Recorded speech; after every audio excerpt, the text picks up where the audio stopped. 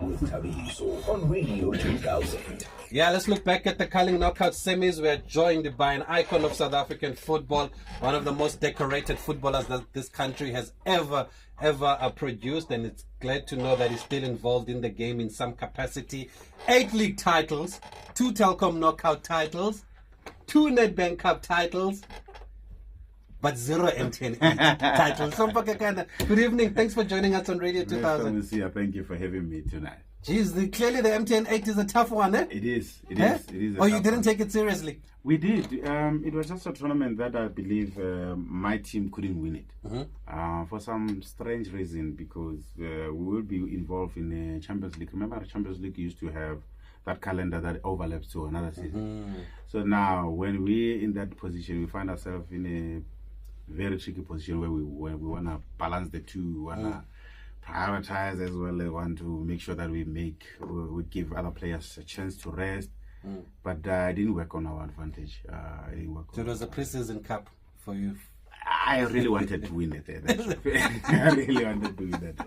Yeah. But you've won Telkom, which is the Culling Knockout that we're going to talk about. You've won 2. I remember the one against Chiefs where you scored. You beat them 3, ne? When Masindi, Dennis Onyango made some crucial saves. I think you beat them 3-0, 3-1 there. 3-0. Oh, 3-1.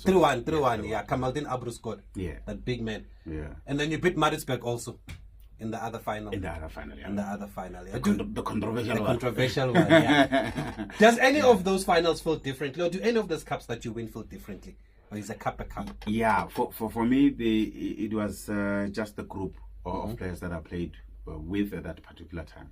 Yeah, so even the leagues that I won, it was different group, different players, and different game model, of course.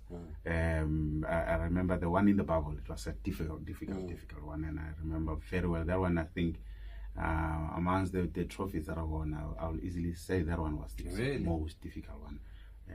Yeah, and again, and at that particular time, we were tired, and that's where where the fatigue comes out. When you rested a lot, and then when you come to play, that's where you feel like it's hard to pick up to start. Yeah, because football players they're never fresh.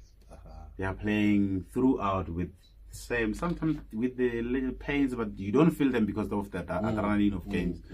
But yeah, at that in the bubble, we felt like we're tired. We won it, but yeah. Thanks to Gambala, who did the business for us. Okay, that's interesting. And I remember those teams, the CBDs there, with the Castro in 2015 and Billiard and Dolly. And in the other final, you played with Andile Jali in the midfield also.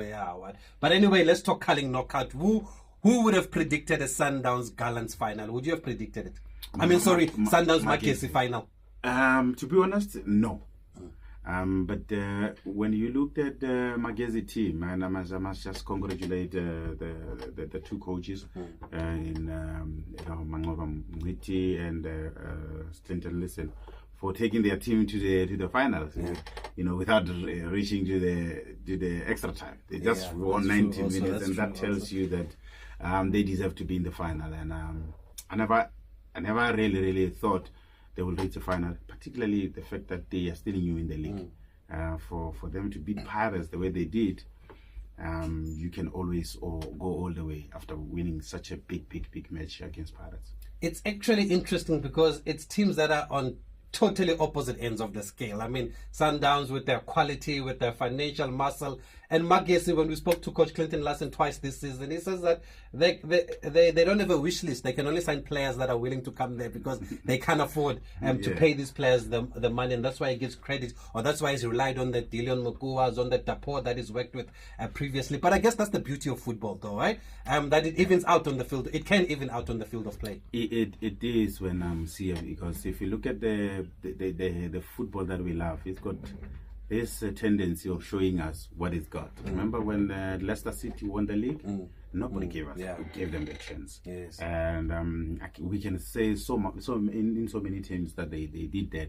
I remember my Super Sport team in 2010, 2009, 2007 when we won treble.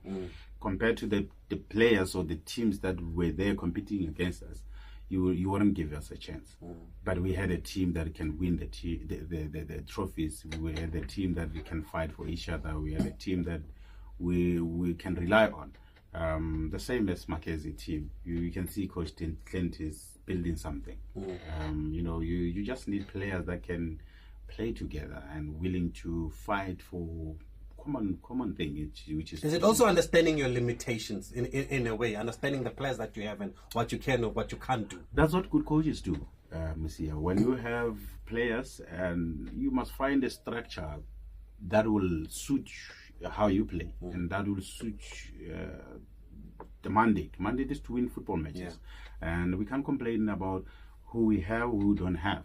But once you find a formula of making sure your team is solid at the back, solid in the midfield, you can find somebody who can score goals for you. There's always that player who can come out and make sure they score goals for you. And I think Coach Clint, in his approach, you can tell that he plays for Man Rangers. Yeah.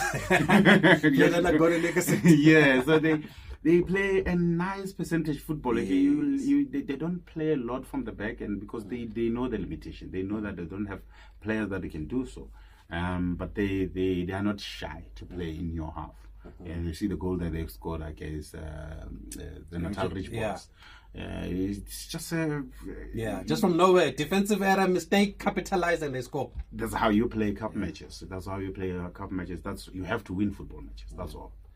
Yeah, and that's the game that I thought would go to extra time. I thought that was going to be a 0-0, extra time 0-0, and then penalties, or maybe a 1-0. Because Richards Bay should be disappointed though. What have you made of them though? Because they don't score enough. They're very solid defensively, but their games are always very close. And I heard actually the coach after the game, Brendan Trutte, he was slamming the players. He's saying that they need to start motivating themselves. He cannot motivate them anymore. He says they've reached a stage where the players don't even feel bad. He feels like they don't feel bad when they lose. I feel the same with the strikers that they have, Mutuma and Zundwana. Zundwana has been in the league for quite some times now. I think it's about time where he shows a little bit of leadership in his approach for the game. I don't see him in so many matches, but he plays those matches. So for me to see a striker, you must make sure that you always in the box, you threaten the last line, you play like the team must rely on you.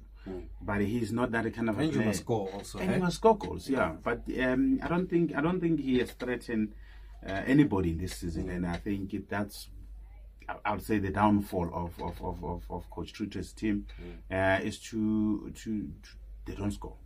And in a football match, you have to score. You have to make sure that in your suffering while you're defending, you must make sure that you create those moments, force issues. They've got Butuma. Butuma, for me, I think is a striker that he can force issues. They've got Sbanyon who can force issues. But those players, like you said, they need to motivate themselves to say, do I want it more than the opposition? Do I want it more than the player that I'm competing with? That should be the conversation within. It is personal. The game is personal. How you play the game, Mr. Msiaud, will never be the same how I play my game. But for sure, we should find a balance in how we prioritize the game. And together with the teammates, we must pull them together. So you don't think the coach was harsh? No, he was saying that these players seem to accept defeat now. It's like normal to them. I'm quite happy with that he said that, because I think the generation today, we live in a generation that we're trying to sugarcoat everything, and that the more we in a football match or in a football game we start telling the truth, the better the players they will be, because they will see their shortcomings and they will improve on that. But once you try to sugarcoat stuff, no, you can, then the players will never improve.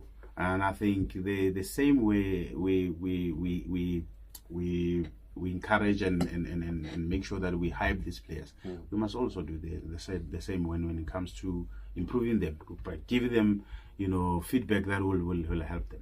Okay, let's talk about just one more on Magesi. Now that they're in the final, obviously the common question is always a cliche like, yeah, but shouldn't they be focusing on the league? This cup run will affect their performance in the league. But I had their chairman, he was on the Big Breakfast Show with DJ Spoo in the morning, and he was actually saying that this run in the cup actually gives them momentum in the league. Is that how you see it also? That's how football works, Mr. Msia. It's not a distraction. No, the more you play the games, the more you get better as a team. The more you get confidence as a team. And I think the teammates need to be together to play more, so that they can have that momentum that the chairman is talking about. And I always believe that when the team is playing together, when I was at Sundowns, for instance, I'll use that as an example. We played with one lineup for 7 years. And that has brought us so many trophies. And the social factor of it is, I don't have to look for Mr. Msio. Mr. Msio, you should know where I should pass him without having to talk about these things. And when you get to that level, that's a super team. But of course, with the new team in Magesi, they're still trying to build that. But by so doing, I don't think they have so many friendly matches in Limpopo. But then they use these matches really to build their confidence because there's a new team with them, and for them to play to find themselves in the final, that should be a huge step. And I'm sure the question will be, can we maintain this as players? The coaches, of course, they will try to ask that question to them, and so that's a challenge for them. And do you think it will help them maybe attract players in January, now that players maybe that are available or players that they want are seeing that there's progress being made here? You'll want to go to a team that is solid. And when you see a Magesi team, without a doubt, you can say they are solid because they started so well in this competition, and they managed to win the matches convincingly. So for me, unbeaten in 7, no competitions since they lost their first 2 games in the league. In the league. So that tells you that they are a team that is growing in confidence, growing in how they do things. And the structure for sure is easy for them to understand, because you look at a player like Charam Madare. We never knew that Charam Madare will come back to our league, but he came back and is doing so well for Magesi. Yeah, and if they do go all the way and win it, then the Pirates fans can at least say they lost to the eventual champions. Hey, it's always a nice thing to say, but they've got a huge task ahead of them big against Sundowns. You talk about the same lineup for 7 years. Yeah. Coach Mangoba picked the same lineup against Chiefs, same lineup against Gallants here, and I mean they have so many quality players, but that is arguably their strongest team. That's a sign of intent, surely, that they want to win these domestic cups also? It is important to win a trophy. When you're at Sundowns, you are in a team that has to win football matches, win trophies, and because you have shown us over the years, it shouldn't be something that we negotiate as a team. It's something that we have to do it because we showed over the years that we're capable of winning trophies. So yeah, Coach Mngova and the team, they know the mandate of the team is to always participate in this tournament, and we go all the way and win them. You mentioned the strongest lineup that they put out on Sunday. That for me is the strongest Mamelodi Sundowns team, and they should play. And you're saying that they should play every game? Yeah, because they need that momentum as well. The momentum that we're speaking about when we speak about Magesi is the same momentum that Mamelodi Sundowns the lineup that you saw against yesterday against Marumo Gallants. Is the lineup that should play more often to build that momentum, to build that fluidity in their play, because they will need that in the matches that are still coming, because I see the difficult fixtures are coming. Champions League is coming on the 26th of this month. But that's why then the coach says he's rotating his team, though, to keep his players fresh, because there's so many games ahead. Yeah, it's. I think that's a good idea, but I think he needs to look at the position he found himself in now. I still believe it's still early in the season where you can rotate players. But of course, he's speaking from a place of working with his players very well and closely. He knows the amount of load that they're putting in their legs. I'm speaking from somebody who's watching the game like a fan, who believes that. And somebody who's been inside the field. Yeah, when I was a player, I don't think the rotation was gonna do well for me, because I was the player that used to play with a lot of intensity. With the intensity, you need a build up from the previous matches. It was going to be difficult for me to adjust to the rotation. So you want to play every game? Yeah, I'm that guy. As many as you can. Yeah, I get that record of playing 50 games in one season. So that is something that I really used to play for. That's why you can score 7 goals in one match, eh? You want to prove a point, Hlompho. But having said that, we talk about the strongest team. Obviously, the big fish for Sundowns is Champions League. But there seems to be awareness, or there seems to The coach does want to win the domestic trophies, though, because there's still some doubters, though, and maybe it's important that you also do well here at home if things don't go well in the Champions League. Well, the trophy, it's important. Every trophy is important for Mamelodi Sundowns, and I'll tell you what, the more you win these trophies, the more you get more players to play more minutes, and that's where the rotation comes in, and you give more. The players must feel that they are part of the success of the team. The more they contribute, the more they are happy. They become. So of course, it's bigger than that. Actually, it's not only about players; it's about the coach contributing to the success of the team as well. And making his own mark. And we cannot say we need only the Champions League, because for you to play in the Champions League, you need to win all the trophies. For you to be in the Champions League next season, you need to win the league. So it's the trophies. Unfortunately, you have to win them, and the team has showed us that they are capable of doing that. So the pressure is going to be there, that they have to win every match they play.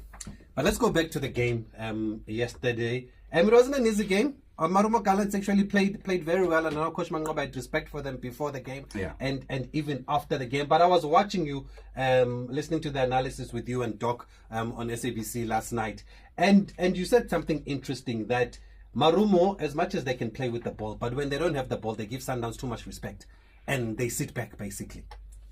What are they supposed to do?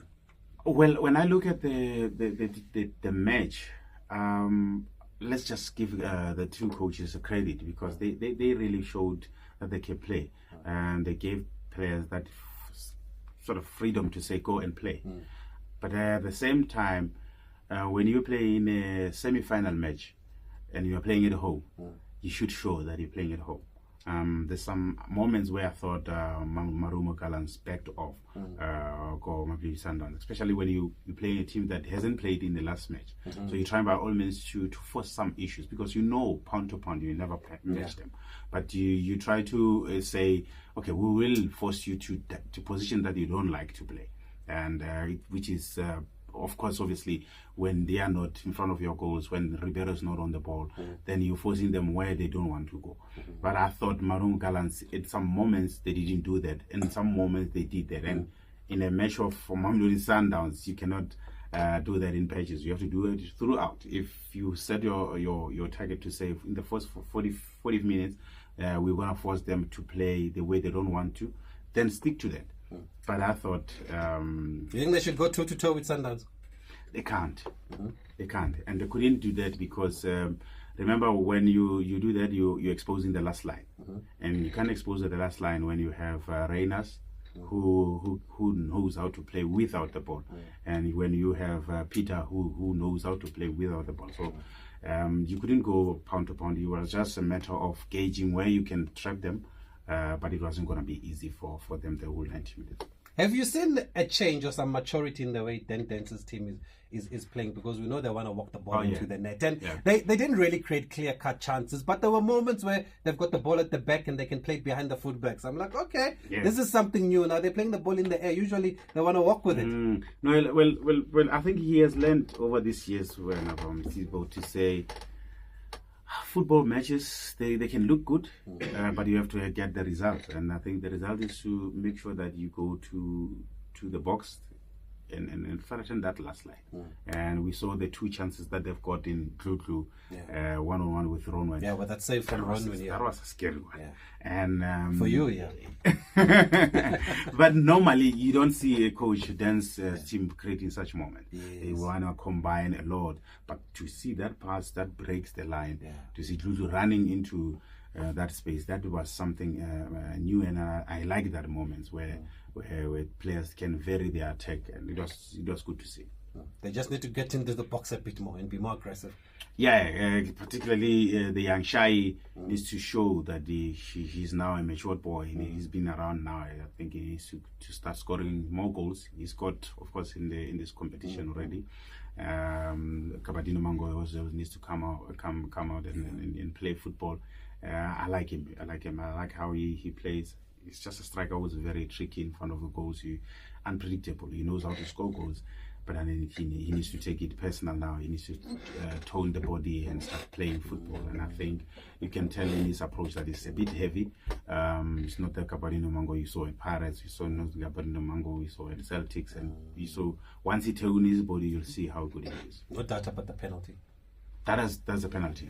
That's a penalty. Okay. Yeah. Speaking to Hlompho Kekana here on Radio 2000, we've got a couple of voice notes. I also want to ask him about the triple Ps, because I had Doc talk about triple Ps yesterday. I was like, hey, Doc, I'm learning something new here. Triple Ps. Yeah. Okay, let's hear what the listeners have to say.